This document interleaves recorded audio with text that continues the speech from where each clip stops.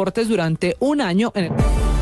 Gasolina en enero del año entrante, más clarito imposible, a 16.200 pesos el galón, ¿cierto? Exactamente, 16.200 pesos, dependiendo la ciudad. Hay otras que se acercarían a ese nivel, pero más o menos el promedio nacional se ubicaría sobre los 16.000 pesos. Termina la clavada para quienes somos consumidores de gasolina en Colombia, inclusive millones de motos.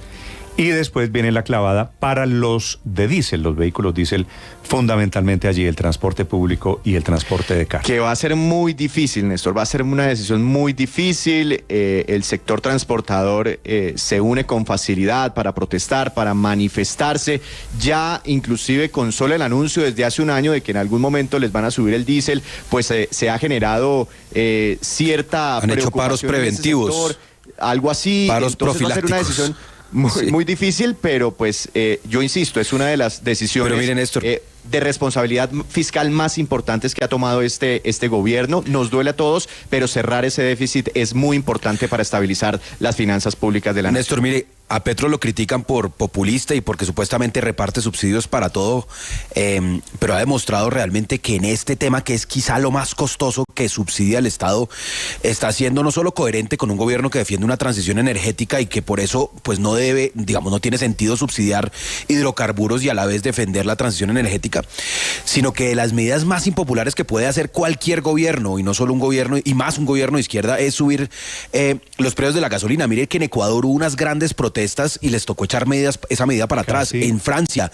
los chalecos amarillos, o sea, de las cosas que políticamente... Por aumentos menores que de los que... Entonces yo sí creo que hay que reconocer que aquí el presidente pues está demostrando es una señal, y por supuesto en cabeza del ministro Bonilla, que ha sido en eso también muy responsable como su antecesor Ocampo, una responsabilidad fiscal, que eso es bueno para el país, y que la plata de los subsidios se invierta en las personas que más lo necesitan, en los programas de salud, de educación, de vivienda para los más vulnerables, y no en subsidiar, digamos, a aquellos que podrían tener la capacidad de pagar el galón de gasolina un poquito más caro, como usted y como yo. Claro, pero les cambió el criterio de responsabilidad y de no populismo en un año, porque la reforma tributaria de Carrasquilla, que también era responsable fiscalmente y que después implementaron muchas de las medidas que venían ahí en su reforma tributaria propia, pues esa sí la tumbaron. Sin pensar en la responsabilidad fiscal. Entonces el criterio sí cambia mucho. La otra cosa es cambiar, hacer reconversión a gas y pensar en que no hay gas y no abrir nuevos contratos de exploración de gas, pues es una medida sin brújula. Tendrán que tomar ahí, María Consuelo, usted tiene razón, algún correctivo, porque por un lado no pueden estar denostando del gas y por el otro lado diciéndole a los transportadores que se reconviertan al gas, por favor. Ese es el mensaje. Pero es que el que fue más irresponsable de todos fiscalmente fue el gobierno de Duque. Y le voy a decir por qué. Porque el documento del Fondo Monetario Internacional que prescribe todas estas alzas en los combustibles es del año 2019. Y vea usted que el gobierno de derecha de Duque, facho de Duque, no lo metió. Y el gobierno de izquierda progresista de Petro se lo metió. ¿Está siendo irónico? Simplemente estoy contando una historia.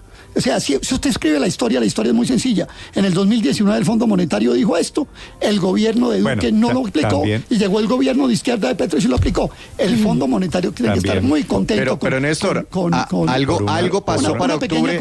Por una razón, Aurelio, y es que se llama pandemia, ¿no?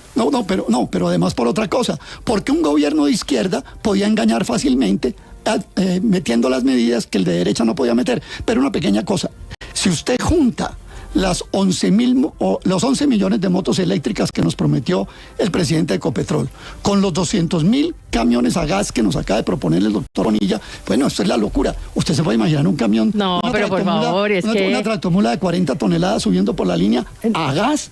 ¿No sube? Y fuera de todo, sin estaciones a gas. Es que mira, actualmente hay 800 estaciones de servicio en el país que tienen gas. Paola, en cambio hay 6.200 estaciones a gasolina. El ministro dijo, déjenme afinar la propuesta para arreglar esos detalles. Sí, pero es que es de los mismos productores, vamos a poner paneles solares por todo el país para que la gente no tenga que pagar facturas de luz tan caras. Denle un poquito de tiempo. El ministro esbozó una idea. No es un anuncio de cómo va a ser la reconversión todavía. Dijo, Daniel, una cosita, algo pasó, Néstor, ayer a esta misma hora estábamos hablando, alístense, vayan los que tengan el tanque medio desocupado, porque teníamos información de que la resolución, y lo acaba de confirmar el ministro, ya estaba lista, y no sé si este fue el motivo, el tema de los taxistas, porque no sé si se les puede hacer... Pero yo no creo político, ¿no? Sobre las razones políticas, yo creo que es más sobre el impacto en la inflación en Colombia. De pronto, Néstor, para que se alivie un poquito y el Banco de la República pueda bajar tasas de interés. Esa es mi teoría. Pero hay otros que siguen pensando que por razones políticas. Pero Néstor, sí genera suspicacias que hayan suspendido el aumento de la gasolina en octubre. Y el mecanismo, yo creo que muchos de los expertos, escuchando a los expertos y leyendo a los expertos, el mecanismo para compensar a los taxistas es un aumento en la tarifa que cobren porque el precio de uno de los principales insumos de operación de los taxistas ha aumentado y tendrán que esto trasladárselo al consumidor final que utiliza los servicios de taxi, no con subsidios o con transferencias, etcétera, que se pueden prestar para una segunda suspicacia, y es decir, cómo se van a focalizar estas transferencias a los taxistas precisamente unas pocas semanas antes de elecciones de primera vuelta en Bogotá y todas las vueltas en todas las ciudades del país. Para su tranquilidad, en Bogotá muy probablemente, Daniel, vamos a tener segunda vuelta. Y dice el ministro de Hacienda que a pesar de eso, que sería la segunda vuelta, por supuesto, creo que son 3 semanas después de las elecciones del 29 de octubre, ¿cierto, Héctor? Pero... Sí, entonces, 3 semanas entonces después. En Bogotá, si es con fines electorales... El 17 de noviembre, algo así, creo que van a terminar la segunda golpeando vuelta al candidato del petrismo porque el aumento... Claro, pero Néstor, mire, otra vez creo que hay que insistir en meter el currículum obligatorio de las facultades de economía, el tema de las variables que hay que medir cuando las decisiones se toman en entornos políticos, porque claro que hay que medir lo que dicen los grupos de interés, la capacidad de los grupos de interés de entorpecer una decisión, etcétera, etcétera. Y además, en un entorno electoral que podría ser aprovechado para un lado o para el otro, por supuesto que es inconveniente tomar una medida de aumento de la gasolina. Eso no es ningún descubrimiento, existe, ni es decir, pero parece que... Pero esa materia existe, el que se tiene que informar mejor es Héctor Rivero, ¿no? Pero parece que no es obligatoria. Sí existen los cursos de economía política. Parece que no es obligatoria. Perdóneme un segundo, Héctor. Daniel, usted que es profesor de economía en una universidad muy importante, ¿cómo se llama la materia? Economía política, y hay varios cursos de economía política donde los grupos de interés juegan un papel fundamental en la toma de decisiones, no solo en la Universidad de los Andes, en todas las facultades de economía, en la Nacional, además, en la Universidad de Antioquia, etcétera, existe ese curso y se dicta, ¿no? De pronto Héctor es el que se tiene que informar bien sobre los currículos de la carrera que tanto detesta. Usted dio a nombrar un economista que se llama Tomás Piketty. Sí, señor, el francés. Está en boga.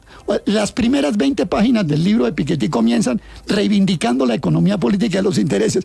Yo realmente creo que Héctor, sí, pues, él va al externado bastante. Va a que hace una vueltica por la Facultad de Economía, pida el pensum y después nos haga el debate. Es que decir que no hay curso de economía política es como decir que no hay comunidades en Derecho, en la Facultad de Derecho. Peor es que yo pensé que no les enseñaban, pero si se las enseñan sí que es peor, porque entonces no tienen excusa. Jalisco, no tienen excusa. Yo pensé que era bueno, no, es que en las facultades pues tienen unas deficiencias, pero les enseñan y se les olvida, o no aprendieron, no sé cómo pasaron la materia, porque hay unas cosas que son básicas, absolutamente básicas, Héctor, elementales. Lo que pasa es que cuando la enseñamos no decimos, vea, aplíquenla cuando el gobierno le guste y aplíquenla cuando el gobierno no le guste. No, en eso sí tiene razón, eso allá nos enseña, sí. En eso sí usted tiene toda la razón, Héctor, eso allá nos enseña, sí, de esa manera. Podría decir un exministro de Hacienda de un gobierno de hace el pasado, que seguramente me da la impresión el doctor Carrasquilla, le doy la razón, capó la clase de economía política. Sí. 8 de la mañana, 52 minutos en Blue. Estás escuchando Blue Radio.